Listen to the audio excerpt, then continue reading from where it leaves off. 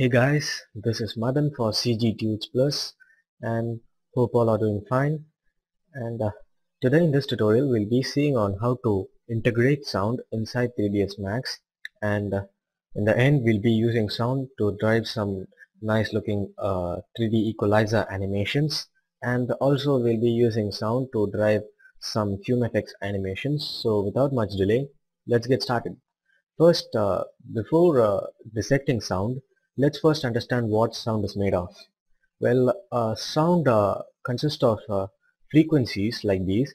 So if you take a look at this, sound actually is a wave.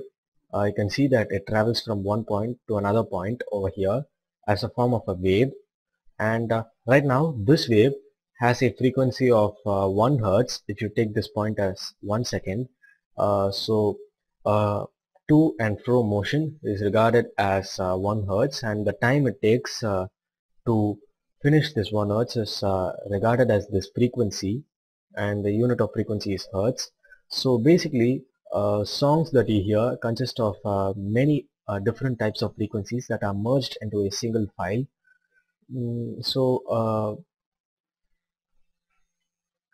uh, right of the right out of the box, if you use a MP3 file to drive sound inside 3ds Max, then you wouldn't get much of a good effect, because all the frequency components will be mixed together, and it will just look like a random noise that is being generated and not some useful information that can be used to drive animations. So in this tutorial we'll be seeing on how to separate different components of sound to make them more usable inside of 3ds Max. So uh, let's get started. So here's the sound file that we are going to use for integrating inside 3ds Max. This is a song called Set Fire to the Rain. So let's I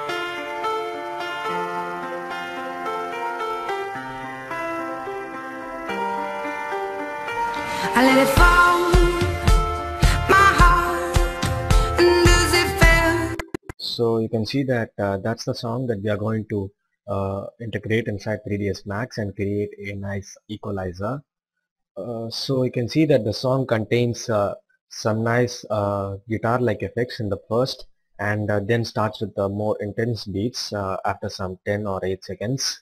So we'll be getting a nice effect from the song. So to process this sound file, we'll be using a software called SoundForge. SoundForge is a music editing software and compositing software that we'll be using. You can use any type of music editing software that you like. The workflow will be the same. So let's quickly start up SoundForge. So you can see over here that we've got SoundForge opened up. Let's quickly open up the sound that we wish to process, and click open, and you can see that the sound file appears in the form of a wave-like structure over here, and the height of this wave represents the amplitude of the wave at that point, or rather the loudness of the wave at that point. And this sound file is made up of many different frequencies that are combined together, and what we are going to do is we are going to separate those frequencies into different frequency components, and use each component to drive a separate animation in 3ds Max. So to see what frequencies this sound file is made up of, all you have to do is let's go to view, and click on spectrum analysis, and you can see that the spectrum analysis window shows up. It shows us the distribution of frequencies and amplitudes of the sound at that frequencies. So if you play this sound, all you get is this.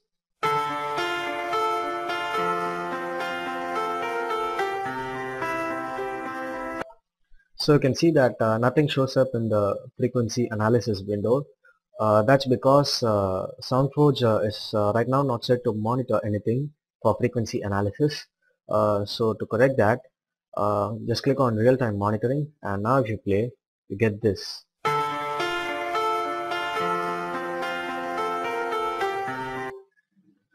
So you can see that the amplitudes of the different frequency components over the frequency range is shown in this graph. And uh, for a beginner, a 20 to 50 hertz sound generally results in drum beats, and 300 to 3 kilohertz sound represents human voice, and piano sounds represent somewhere between 200 hertz. So in this table that you can see over here, you can see the different frequency ranges and their corresponding nodes.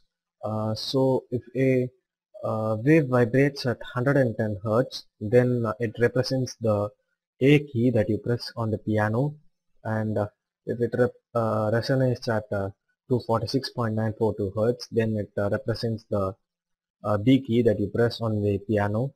And likewise, you have frequency distribution for all the devices.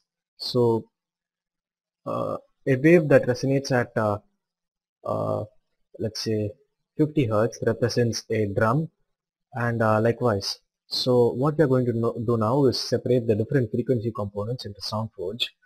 So there is an easy method to do that, and also a difficult method to do that. And they've got their own advantages and disadvantages. Easy method is relatively quick, but it doesn't result in a good uh, frequency isolation. And the difficult method takes some time, but it results in a good frequency isolation. So first, let's see what the easy method is. For that, let's select one of the channels of the sound wave and copy that, and create a new sound wave or a sound file, and let's give the sample rate as 48,000. You don't need to bother much about the sample rate, just make sure you set it at 48,000 and click OK. And let's paste it over here. And to isolate the frequency, all you have to do is go to FX, or I'm sorry, go to Process and EQ, and just select Graphic, and you get the same type of graph that you saw in the frequency analysis window from 20k to 20,000k. So what we're going to do is we're going to reduce the amplitude of one of the frequencies, in this case 28 Hertz. You can do that for any signal you like. By default it's set to 7.2k, so let's keep that at 0, and let's bring down the frequency for 28 Hertz to the lowest possible, and click OK, and give it some time to process. And right now, if you play the sound,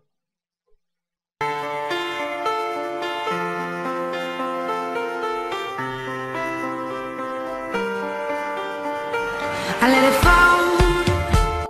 you can see that get that type of a sound effect. You can see that there is still some information that is over here, and you know that this information of sound does not correspond to 20 to 50 kilohertz. I'm sorry, 20 to 50 hertz, but they still exist.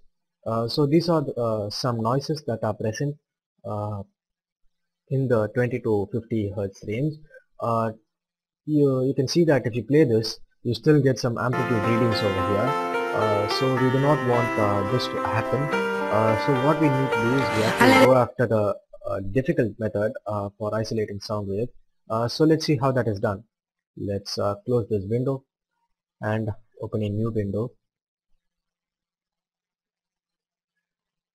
and let's copy one of the channels, and what you're going to do is go to Process, Equalizer, and go to the 10 band equalizer and push the 28 Hertz all the way to infinity. That is the lowest possible distance, and click OK.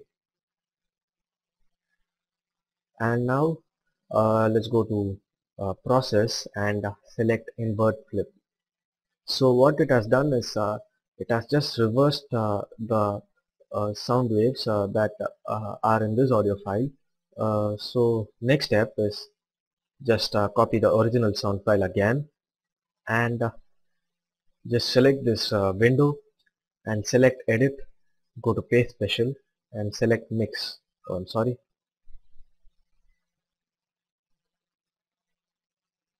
And now let's go to edit, paste special and select mix, and leave these settings at default and click OK. Now you can see that most of the information that is over here has gone away, and if you play the sound file from this location, all you get is this. I let it fall, my heart, and as it fell, you rose to claim it.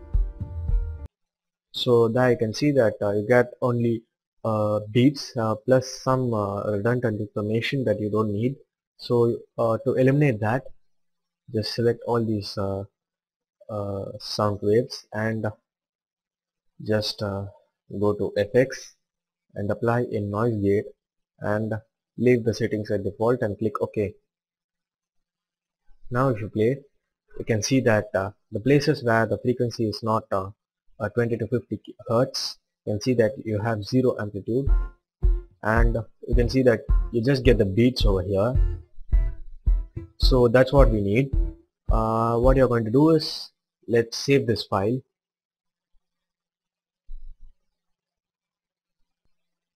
as just select this and name the file as one.wave. That's going to represent the first bar that's going to be present in the equalizer. Now what you need to do is just close this window, open a new sound file, and leave the sampling rate at 48,000. Click OK, and once again copy this, paste it over here, and select the sound over here. Go to process, equalizer, graphic, and this time leave this at 0, or leave the 28 Hertz at 0 and bring down the 56 Hertz. So these are going to be the 10 bars that's going to be present in the equalizer. So right now you are going to isolate the 56 Hertz region. So click OK and give it some time to process. Now select the sound, uh, go to process, invert flip, and select the original file, click copy, and now go to paste and mix. Leave the settings at default and click OK. And you can see that you have isolated most of the frequencies except for the upper level of the frequencies that represent the drum beats. So again, to clean this sound file up, let's select all the wave signals and select noise gate and click OK. And now you get the second bar that's going to represent the equalizer. So select the sound file and save it as 2.wave, and again repeat the steps for the next band. I'll show you how. Create a new sound file, copy this and paste it into the new sound file, and go to process, equalizer, graphic, and this time leave the 56 Hertz at 0 and bring down the 113 Hertz and click OK. Now go to process, invert flip, and copy the original sound file and mix both the sound files, and once again apply a noise gate to clean out the sound file, and save this as 3.wave. Repeat the step for each and every band that you get over here. In the next case you would be doing that for the 225 Hertz, and after that 450 Hertz, and next 900 Hertz, and so on till 15 Hertz. I'm sorry, 15 kilohertz, and in the end you will get 10 audio files from 1 to 10. representing the various frequency components that are present in the sound file. Let's now bring in the sound file inside 3ds Max. So right now we've opened up 3ds Max. Let's first go to graph editors and click on dope sheet, and here you can see an attribute called sound. Just double click that and you will get a window like this. Uh, and let's import the audio file, that is the master audio file, into 3ds Max. But you can see over here that 3ds Max supports only wave files for sound. So let's go into SoundForge and select this audio stream, copy it and paste it into a new stream and save it as master. And now let's click add and bring in the master wave file, and just select permits backwards scrubbing so that you can scrub in the timeline, and let's select the audio quality to maximum, channel to 1 because we are using only one channel and that is the first channel, and sample rate to 48 kilohertz. And you can see over here that the entire song ends at about 7255 frame. So let's just click close and go to the time analysis or time configuration, and let's select the length as uh, 7500 and click OK. And right now if you expand this sound section, you can see that you get the master.wave file, and you can see the sound wave that is being played over here. And right now if you play the time slider, you'll get this. Just composites using ProSound, and click play again.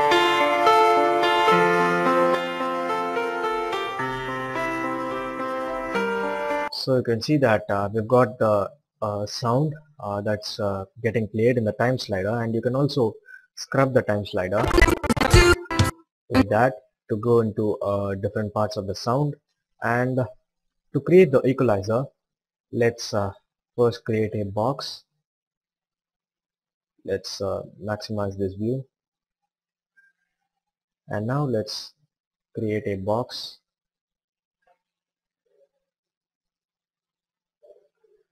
like that, and just clone it 10 times. Let's select 9 so that we get 9 bars over here, and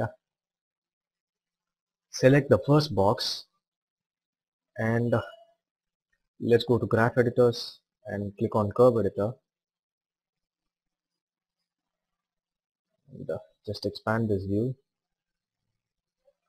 Select the first box, make sure that box 1 is selected, and go into the object, select height, right click it and click on assign controller. Now to bring in sound files that are used to control different attributes inside 3ds Max, you have to select the audio float controller. Just click OK, and keep in mind that this audio controller recognizes only .wave files, so you need to convert MP3 files into wave files before you can import it into 3ds Max. So just click choose sound and load the one.wave that contains the base frequency and click OK. And you can see that we're getting some relatively minor changes in the graph sheet over here.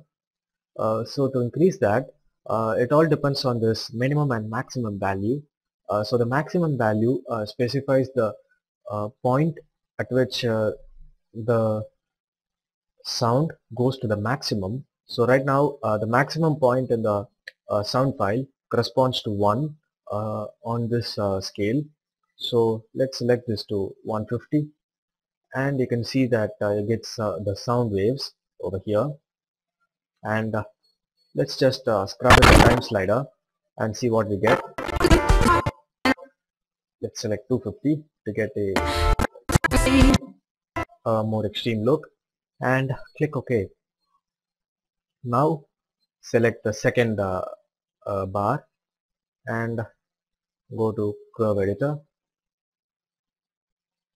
and assign a audio float for the height and choose the 2 dot wave, and make sure that you select the same 250 over here so that you don't get any variations in the different bars, and click close. And now select the third bar, go to curve editor, assign an audio float for the height, choose sound and select 3 dot wave and pump in 250 over here and close, and repeat this for all these bars over here, and in the end you would get an effect like this.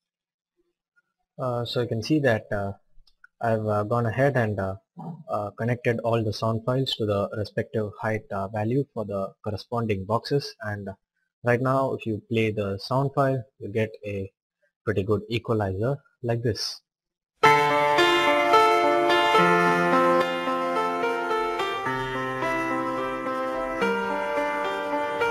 I let it fall, my heart, and as it fell, you rose to clay. So that's it for the equalizer part, and one thing, you can go a bit more creative by assigning a different material to each of these bars. For example, assign a material, and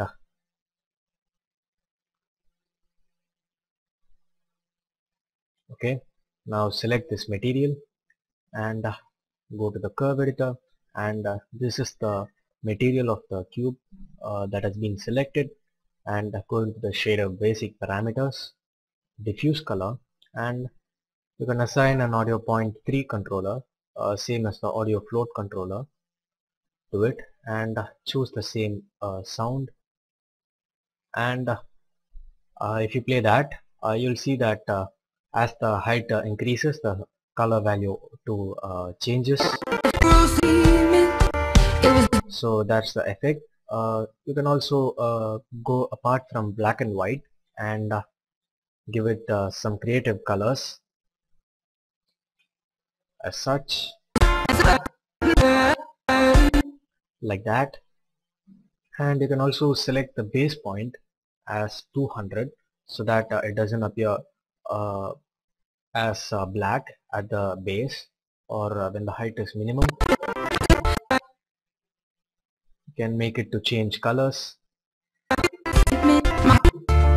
like that, and you can do many more effects using audio controllers in 3ds Max. And now after this equalizer, let's see how to control fume effects animations using audio float controllers.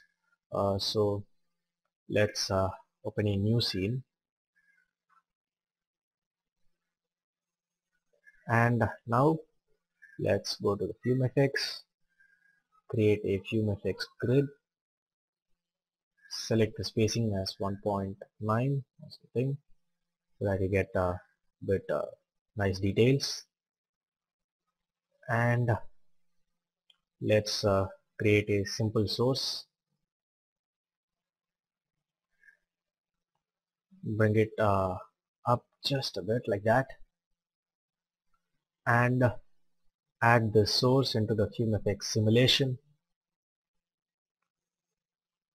uh, let's switch off fuel because we'll be just simulating smoke.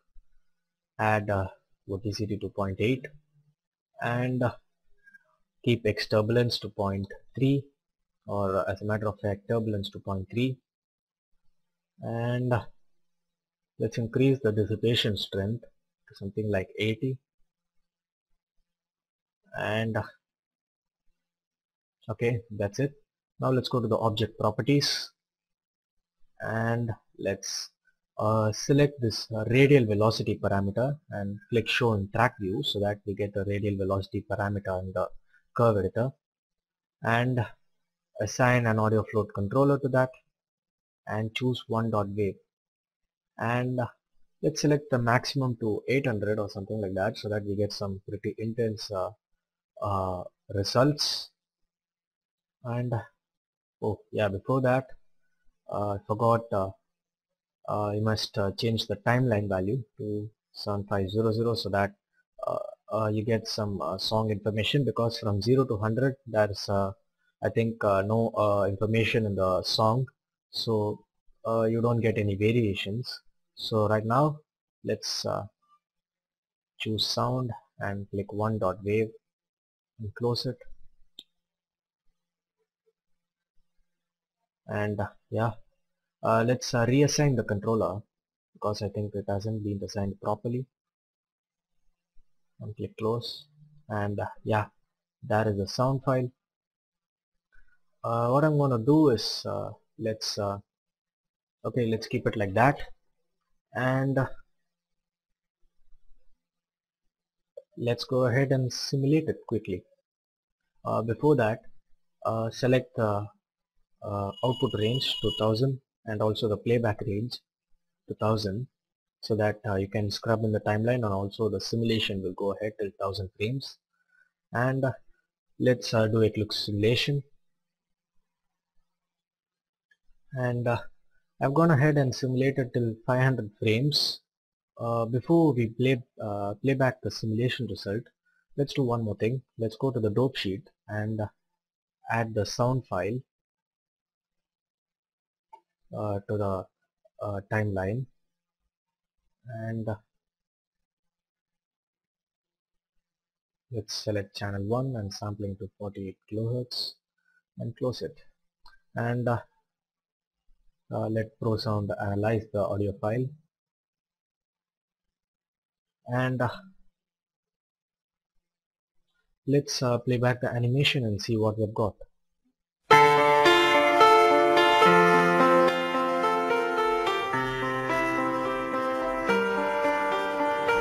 I let it fall, my heart, and does it feel you roasted clay? So you can see that we've got some nice exploding effects, that too just when the beats are pounding. To make this a bit more creative, you can go ahead and change the smoke's color or vary the smoke color just to something like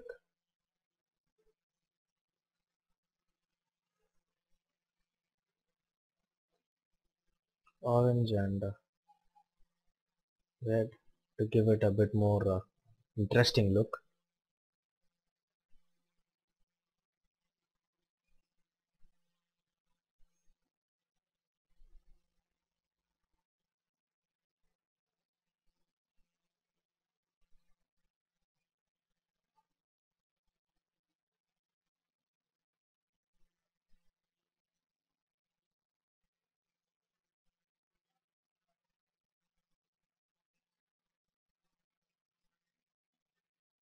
And just to give it some abstract looks, I'm keying the uh, gradient ramp of the smoke.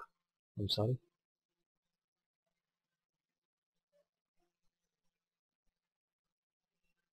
Okay, so I don't think you need the screen over here.